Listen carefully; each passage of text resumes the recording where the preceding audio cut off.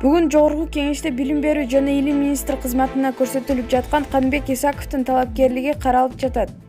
Депутат Дастан Бекешев ага косинус 60 градус эмнеге барабар деген суроо узатса, Исаков кыргыз тил филологиясы боюнча адис экенин түшүндүрүп, суроого жооп бере алган жок. Бизде мектепте ушундай билим берет.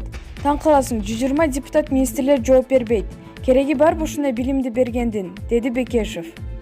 Исаков депутаттын суроосуна жооп берип жатып, окуучуларга жалпы ак сезимине керектүү билим азыктарын беришибиз керек деген пикирин билдирди.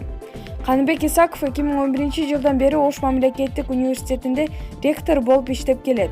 Анын талапкерлигин өкмөт башчы Мухаммедкалый Абылгазиев көрсөткөн. Маалымат булагы Заман KG. Мамбеков окуучулар күнүнө 7 сомдук, ийимден иттери 100 сомдук тамак ичет деп айтты. Рыскелди Мамбеков абактагылар менен окуучулардын тамак ашына бөлүнгөн каражат тууралуу маселе көтөрдү. Жогорку Кеңештин депутаты Рыскелди Мамбеков окуучулар менен абактагыларга жана элдин кинологдорунун иттеринин бир күндүк тамагына бөлүнгөн каражаттын айырмачылыгын айтып берди.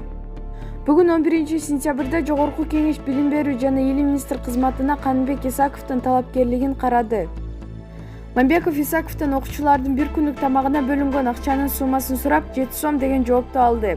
Эл өкүлү ошондой эле абактагылардын бир күндүк тамагына деп 70 сом караларын билдирди. Ошол эле учурда Бишкектеги номер 5 улуттук гимназиянын жатак интернатында окуучулардын күнүмдүк ичим жегени 60 сом каралганына токтолду.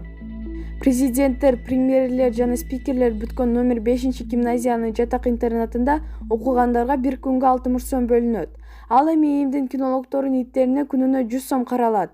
Карап көрүңүз, балдарга кайырчылыкка окшотуп садага берип жатабыз, иттерге эт берип жатабыз, деди Мамбеков. Маалымат булагы Спутник KG.